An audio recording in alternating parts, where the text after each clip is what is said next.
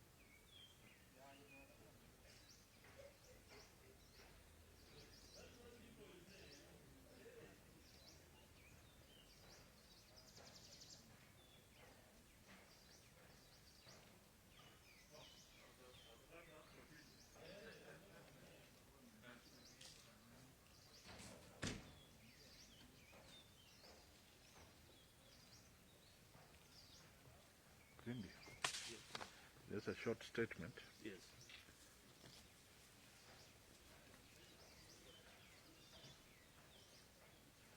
So what will you want? Kiswahili and English, or just Kis? You read the statement in English, Uh-huh. and paraphrase in Swahili, just short version of it. Okay. Yes, sir.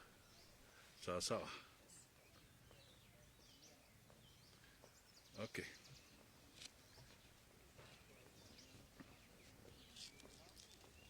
Is he better on this side or this side? What do you prefer? He wants to flank me, but is he better off on this side? Is it, okay. Huh?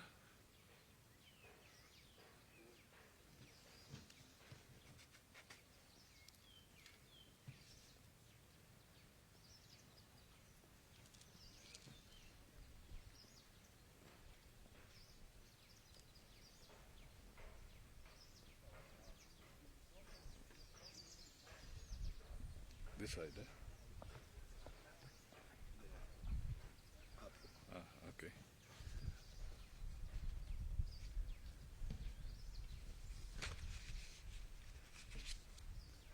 So you let me know when. This time we are, and it's capturing well, eh? Yes. So I don't need to be wired. Great. Good afternoon. Today I wish to weigh in on the bombshell issue that has been pronounced by the Chief Justice in relation to the possible dissolution of Parliament. This is a very weighty matter, and I think it calls on all Kenyans of goodwill to reflect on it, so that we do not throw our country into a state of chaos or despondency. Fellow Kenyans, few countries, indeed any country, would want to find itself in the constitutional quagmire that we find ourselves in today. The Chief Justice has invoked powers bestowed on him under Article 261 of the Constitution and advised the President to dissolve Parliament for failure to actualize Article 27(6) and 8 of the Constitution. The article requires the state to make legislative and other measures to implement the principle that no more than 2/3 of the members of elective or appointive bodies shall be of the same gender. In finally invoking Article 261, the Chief Justice went to great length to provide an account of opportunities availed by the judiciary to the executive and Parliament, which the latter two did not make use of. In his lengthy submission justifying his ultimate action, the Chief Justice suggests that at the heart of this crisis is institutional paralysis instigated by wasteful competition and contempt for consultation and cooperation amongst arms of government. Indeed, the Supreme Court in 2012 advised that the fulfillment of the 2/3 gender rule would be progressive and dependent on the state's further action. The petitioners are therefore justified that no substantive action has been taken to give life to the requirements of Article 27, 6 and 8 of the Constitution. The truth is Parliament is in default, having failed to enact the enabling legislation in this regard and with the time prescribed having elapsed. Justified as he may be legally, the Chief Justice's drastic action was extreme and portends disaster for a country ravaged by and struggling to contain the coronavirus, whose economy is in tatters and without viable institutions to manage the aftermath of his action. I wish to repeat that. Justified as he may be legally, the Chief Justice's drastic action was extreme and portends disaster for a country that is ravaged and is also struggling from the effects of the coronavirus. Our economy is in tatters and without viable institutions to manage the aftermath of his action. Dissolution of Parliament is not an end in itself. Without mitigation, Kenya will be in free fall, with the very survival of the state in utter jeopardy. Kenyans, we should remember we are in uncharted constitutional territory. I am advised that since Article 261 falls under transitional and consequential clauses, the spirit of the law, rather than the letter, should have been liberally applied to guard against social disorder. In any case, no constitutional mechanism exists on how and what happens after Parliament is dissolved under such circumstances. The term of Parliament is fixed, and when dissolved, it means the next Parliament shall overlap its term with that of the Presidency and county governments. Indeed, there is no guarantee that the next Parliament will not carry the sins of its predecessor and suffer the same fate. There is no guarantee that an election will cure the mischief. Further, dissolution will mean there is no institution to authorize spending in an election or put in place a body to supervise the election.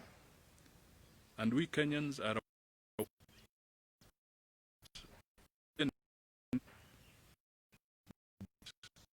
on the status of the IEBC is alive to Kenyans. Even then, can an economically tattered or stressed country afford an election in the next 60 days? We are facing a terrible, chaotic void. Kenyans know very well that we are stressed. Revenue targets cannot be met.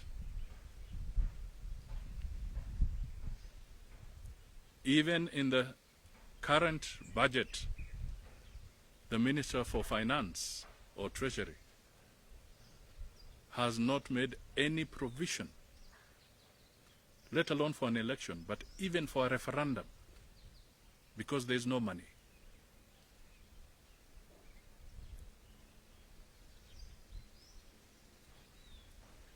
So this is indeed a grave matter for the country.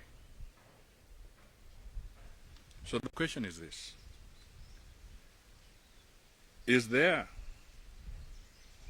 an escape window?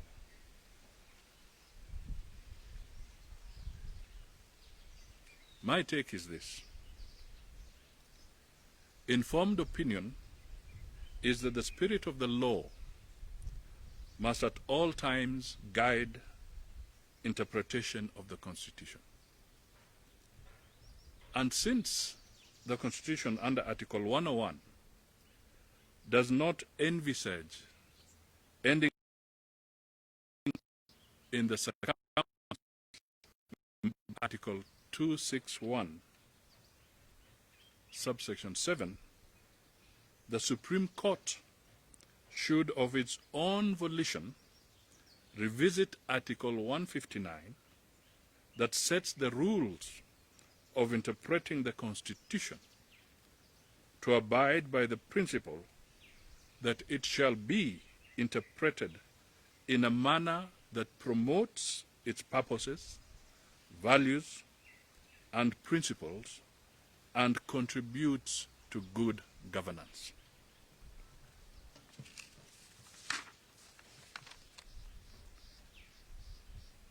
Two, we must coalesce as a country and find a less disruptive solution. I repeat that. We must coalesce as a country and find a less disruptive solution. Since Article 2617 is a guillotine provision without recourse, the President should acknowledge the merit of the CJ's advice and seek broader consultation to find a workable solution. With no immediate timeline for the President to dissolve Parliament, it should accord him time, prudence, and in the interest of public good to allow for serious institutional consultations to avoid crushing the country.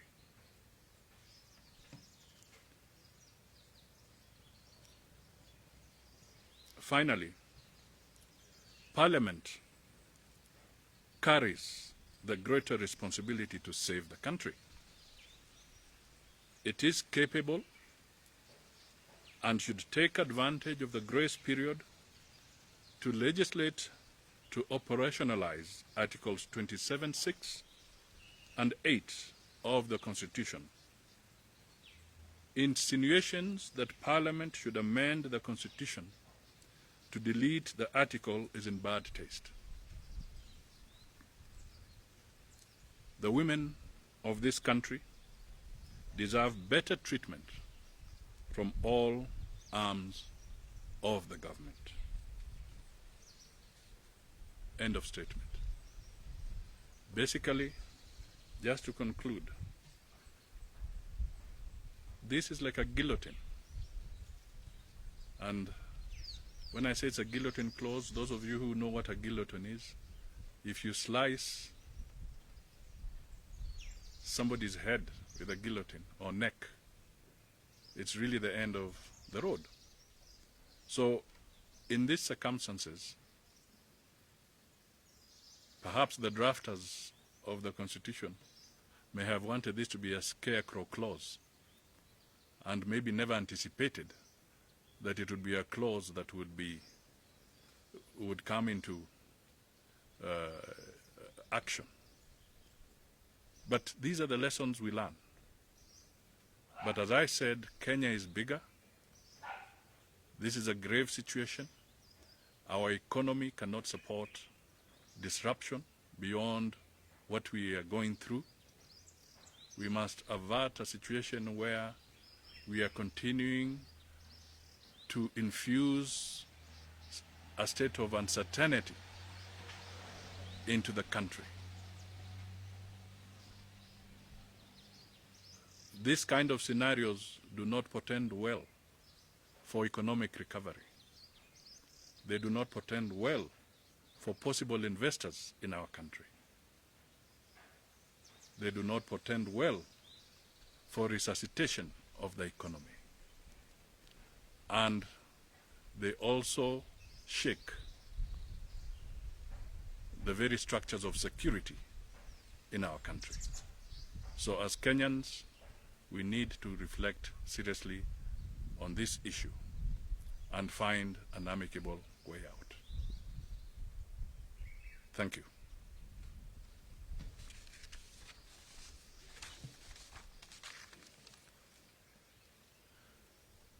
Asante sana. Kwa kifupi, niko hapa na ndugu yangu Mheshimiwa Tindi ambaye ni mjumbe wa Butere na pia ni whip wa chama cha ANC. Na tumejadiliana na mawakili wetu pia kuhusu swala ambalo Chief Justice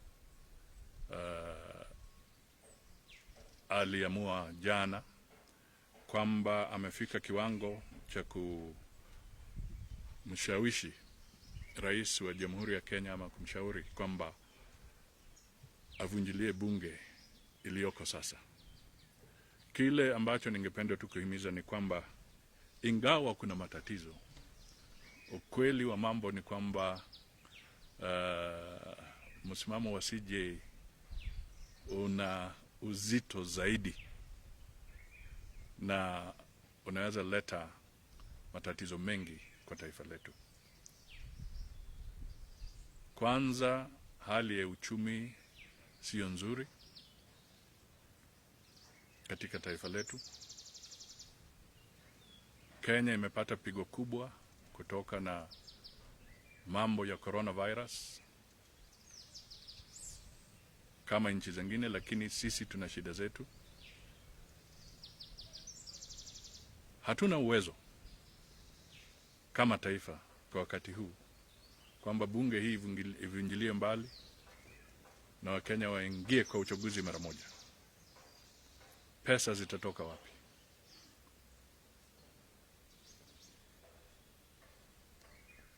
Nani atagharamia haya maneno yote? Na kwa wakati huu hata waziri wa fedha ameeleza kwa kinaganaga kwamba Kenya Revenue haiwezi kafika kwa zile targets ambazo aliziwekea. Ameanza kurevise targets kwa sababu uchumi hauwezi kukusanya hizo pesa. Matokeo katika ama mazalio ya kiuchumi sasa hayawezi fika pale. Kwa kifupi, uchumi wetu hauko bora. Na ndio kwa sababu kwa ANC tumesema lengo la kwanza ni kuhakikisha kwamba kuna uchumi bora. Kwa hivyo msimamo wetu ni kwamba suluhu haitapatikana kwa kuvunjilia bunge sasa.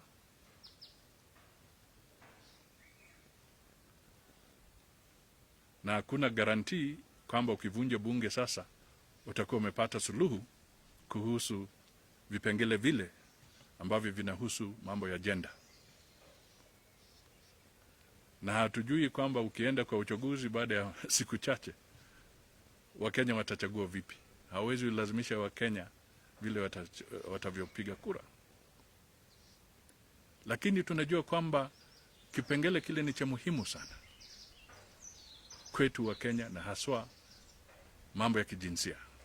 Kwa hivyo tunataka utulivu, tunataka zile institutions zinahusika wajadiliane vilivyo ili tupate suluhu bila kuleta kile wanaita instability katika taifa letu na kwa mambo ya kiuchumi. Kwa hivyo wazo letu ni kwamba uamuzi wa Chief Justice ulikuwa too drastic, na ni vizuri Wakenya wafikirie upya kwamba tutaelekea wapi. Mjadala huu ni mjadala ambao ni lazima tuuzungumzie kama Wakenya kwa njia inayofaa. Kenya ikiharibika, sisi wote tumepotea.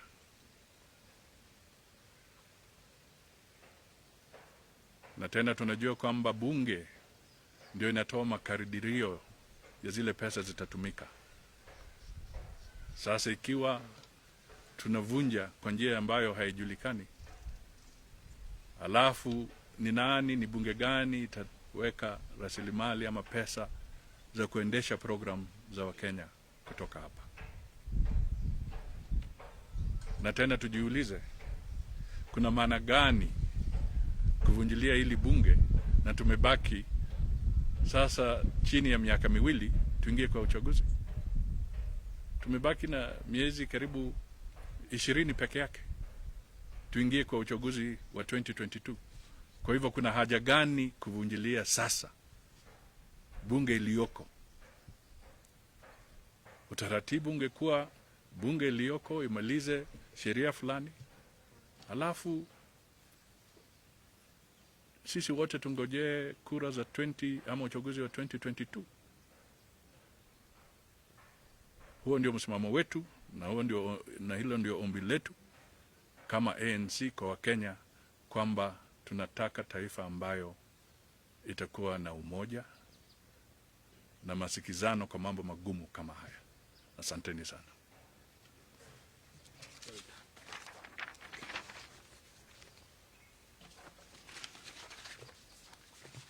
Okay. I think that's it. Okay, so we're meeting our